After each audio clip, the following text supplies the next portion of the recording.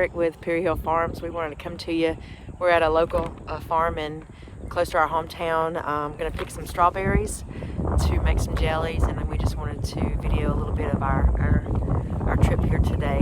So we noticed the lettuce behind us, and I was like, oh, look how cool this is. And also just a little bit of what we're doing today. Coming to get strawberries to make some strawberry jam. That's right. We haven't ventured out into growing strawberries yet. But there's some local farms here in our area that do a fantastic job, large farms that grow. And this year they said they've had probably one of their best strawberry crops. So we're going to come pick some so we can make some jams this weekend. All right? So Denise is starting to pick, and I'll just give you a little lowdown of all these pretty strawberries they have out here that we're about to start picking.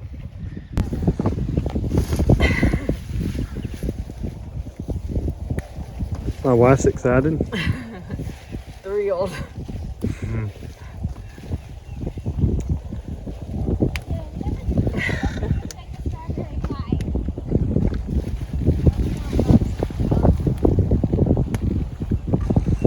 Look here, these are good and ripe right there.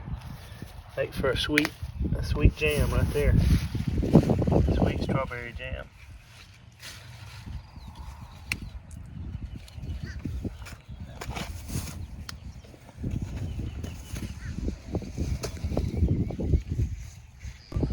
All right, so we just walked down about, 100 feet maybe, and picked 4 buckets really quick, just in a few minutes. As you can see, there's strawberries everywhere out here. This is all strawberries. So we might pick some more, or we may just go. I feel like picking more, but there's so many out here. And a lot of these, he said, are probably going to go to waste here shortly. He said, because if they're not picked, they just pull them up and throw them on the ground. And I'm sure they make their money's worth out of all of them, but still, you hate to see all those pretty strawberries go to waste if they don't get picked. Hey guys, we got 2 buckets full, and we decided we'd come back, or 4 buckets full. We decided we'd come back and get 4 more. So it's just hard to believe there's so many strawberries on the ground. We did talk to the owners of the farm, and they feel like each row probably has about 45 of these buckets that you could pick of strawberries on the property on each row. And I don't know how many rows. I think there's about 25,000 buckets of strawberries that most likely will not all get picked. So just an overabundance this year in the crop. And so I encourage you to go to your farms and your local markets and support them and help buy fresh produce, because gosh, there's nothing like fresh strawberries and fresh fruit that's been grown on a local farm. But support your local farmers and help them out. And we've had fun here today. We've got to meet some friends and talk to some new people, and it's just been really exciting. So we appreciate you watching our short little video here on strawberry picking.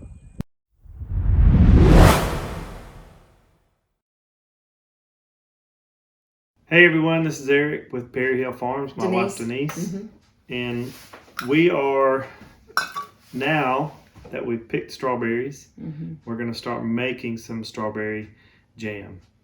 So my brother-in-law Eric and Jeanette said, well, we ought to make a little video of making some strawberry jam. So what we're going to do today is basically make a basic strawberry jam recipe for anybody to make. It's very simple. There are multiple ways you can make strawberry jams. Yeah, you can Google the internet. Or strawberry jellies. You can Google, however you want to do it. But there's, strawberries with lemon.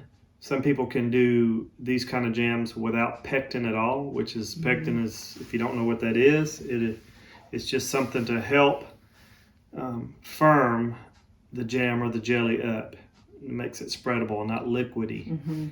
So there are fruits that are more heavy in pectin. Lemon helps with that. So a lot of times you'll see people add lemon to their strawberry recipe. You can use a powder pectin, and you just do it per the directions on the box.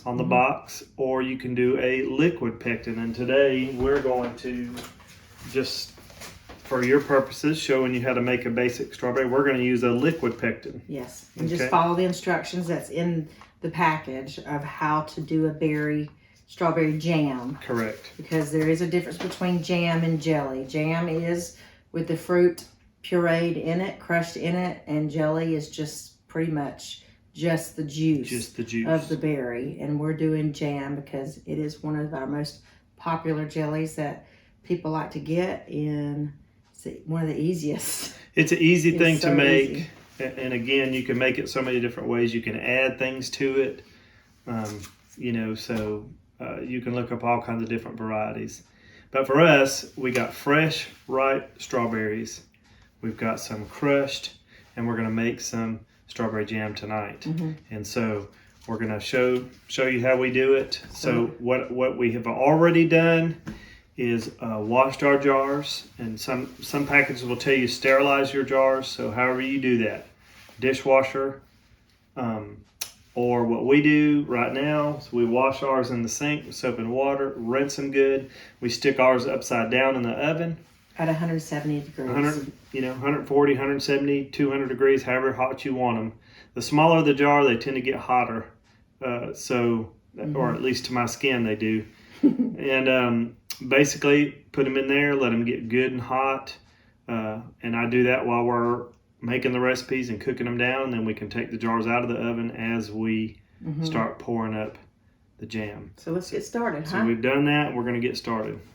All right, so this recipe, you know, it calls for 4 cups of crushed strawberries. So we're going to put 4 cups. This thing, although this is a cup and I could do it separately, this also measures out 4 cups, this glass. So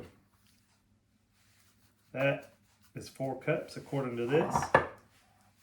And according to this glass, that's 4 cups. And we are going to take this and put it in our pot. 4 cups of strawberries. All right.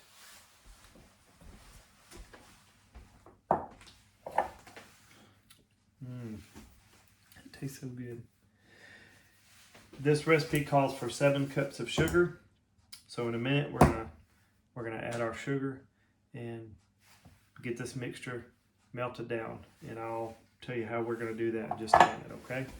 All right, so we've got 7 cups of sugar measured out. There are recipes if you want less sugar, you can do it that way as well. We're also going to put a little butter in there. That just helps reduce foaming. You know, when you boil this stuff, get it to a rolling boil and get it ready to jar up, you're going to run into foaming. So there's some ways you can do that. Some don't worry about it. They skim the foam off the top. But you can also, you know, add some butter to it, and it'll help try to keep that from happening. So we're going to 7 cups.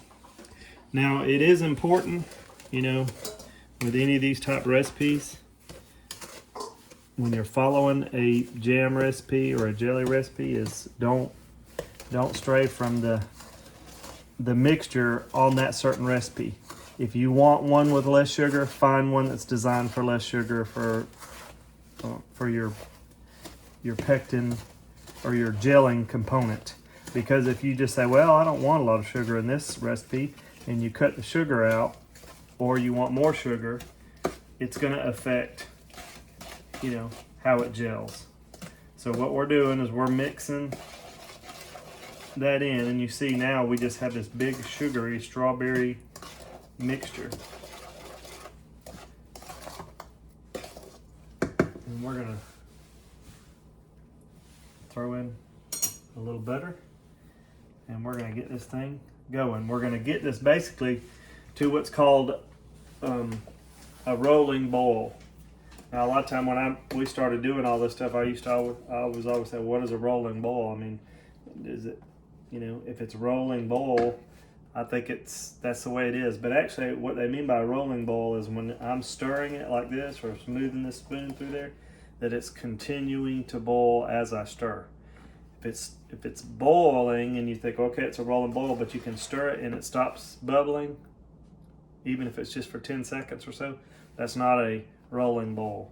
So we want this to come to a rolling boil, and we want to boil that for 1 minute, and then we will add our pectin.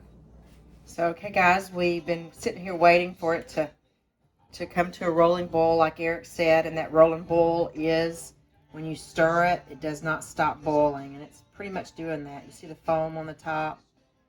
Hopefully that butter that we put in there will minimize that. So, Eric, you think we're pretty close? Not quite. Just a little bit Need to more. Yeah. Keep stirring it, and then If you don't stir it, it'll bubble and can foam over if you're not careful. So that's getting really close to. yeah. That's a rolling ball to me. Yeah. So we're gonna put the timer on for 1 minute.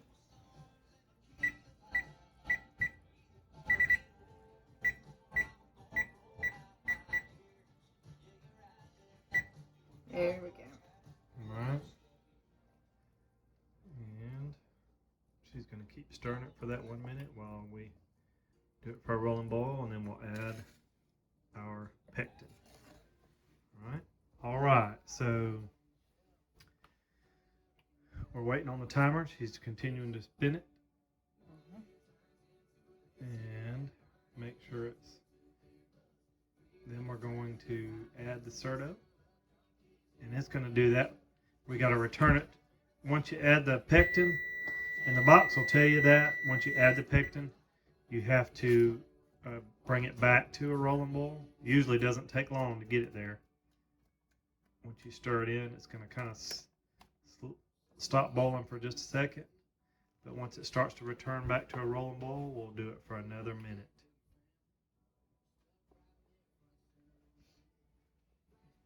So.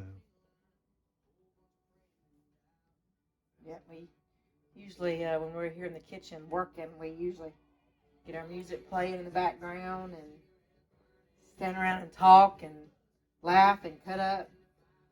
Just make a good time of it when we're doing it. Definitely, for sure.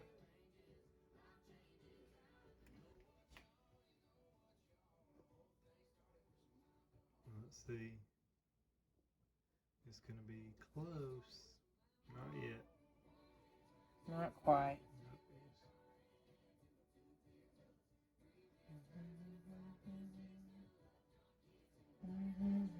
You may need to turn it up. It's on a medium heat there.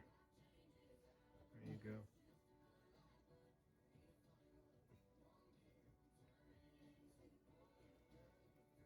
It's getting close.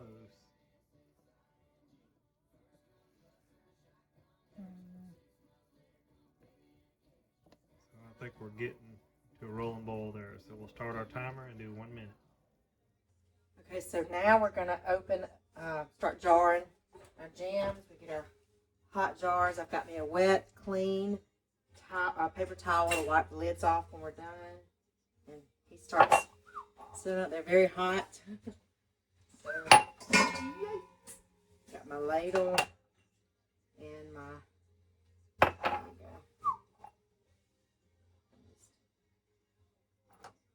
Turn my handle around right here. And we're going to fill up to about a quarter of an inch spacing at the top is what we're going to do.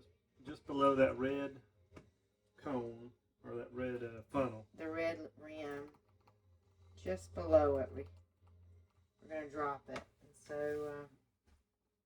you can see it's perfect right there. And so I'll take that off to the side and I'll wipe the rim of that, and he can keep filling. Usually that's our process, is one fills and one wipes. So I wipe it real good. I get one of my lids, and I drop that one. I always like to shake the excess water off of it so that it doesn't affect the jelly. And then I put the lid on. I usually have a hand towel to hold it with because these little jars are hot. So then I just kind of hand tighten it and set it to the side right there. Drop that back in there and let that get hot.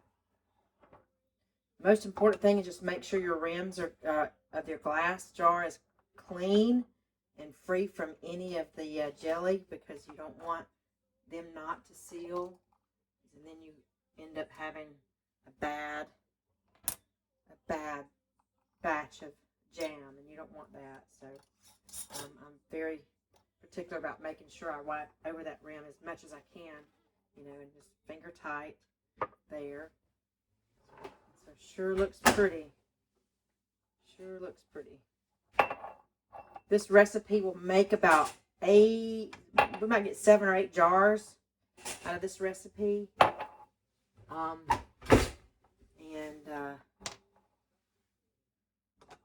That's usually about the max that we can get out of this recipe. Sometimes we might get 9 if we kind of add a little bit more strawberries or something to it, but most of the time it's about 7 or 8 of these little jam jars.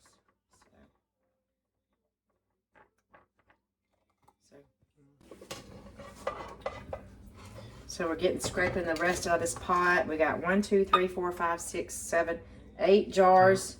And a little extra. And a little extra, and we usually put that in a bowl and stick it in the refrigerator and eat on it very quickly. Probably might do with some toast tonight before bedtime. Or biscuits. That's even better. I'm gonna rinse this pot out before we make another batch. So when we make our strawberry jam, it is a family affair. Always. Sister would be here if she wasn't working. So her son steps in her place.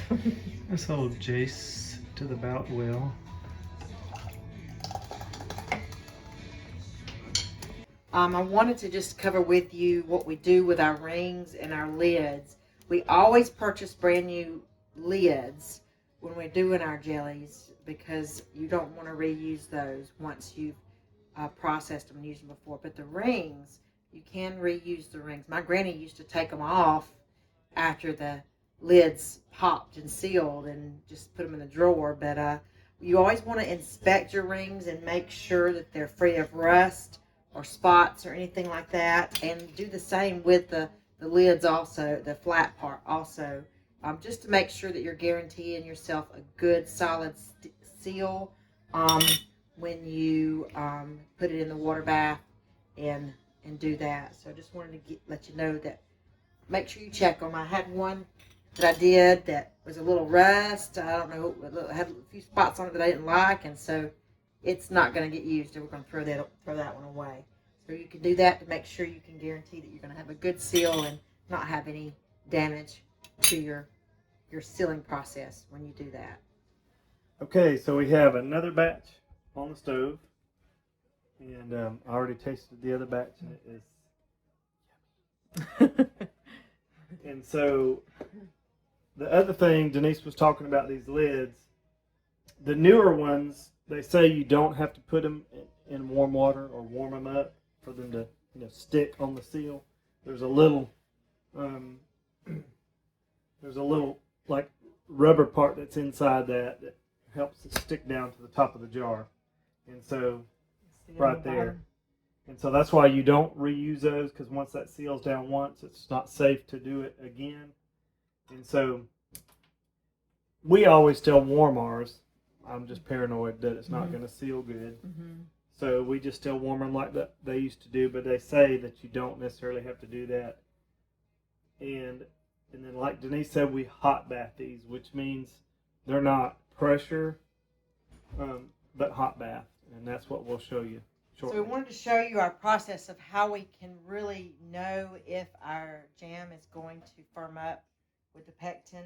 One way to do it is just the spoon sheeting. We've got some in our bowl here, and you just kind of hold your spoon up, and you see it looks like it's going to start sheeting a little bit. It slows down. And so that's one way to tell if it's going to firm up and be firm enough. The other way we had learned this year was to put it on a plate in the freezer. And then turn it up on its side. Turn it up on its side, and then of course if you can push it with your finger. And it crinkles. Let's see if we can get that on. Can you get it? It crinkles on your finger. Oh my heavens. Okay, so my brother-in-law come over, so he's going to be the taste tester on the jelly. So he has half of a biscuit left. Look how pretty that is with butter. He already ate the other half. So he's going to taste it and tell y'all if it's worthy of anything. Stumpy likes it.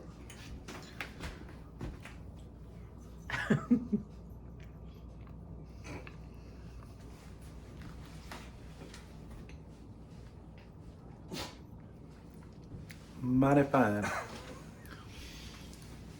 That's good. They went the other day and picked some strawberries, which you've already seen that in the first of the video and all.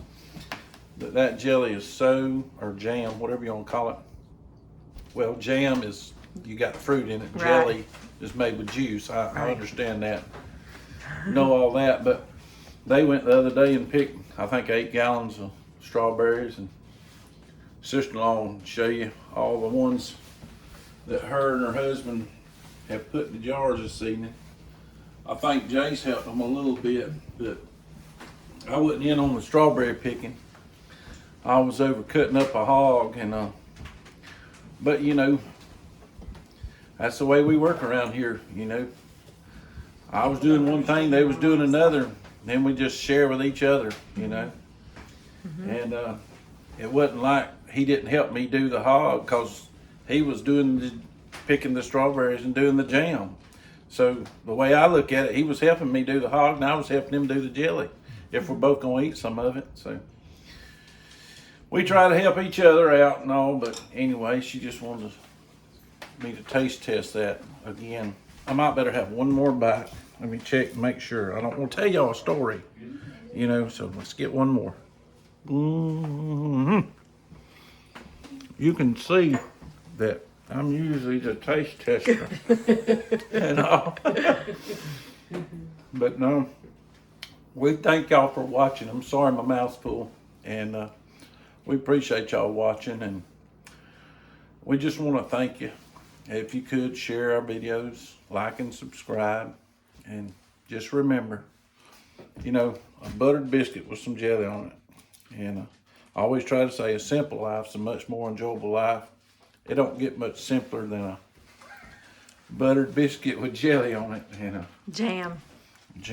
And so again, we just want to thank y'all for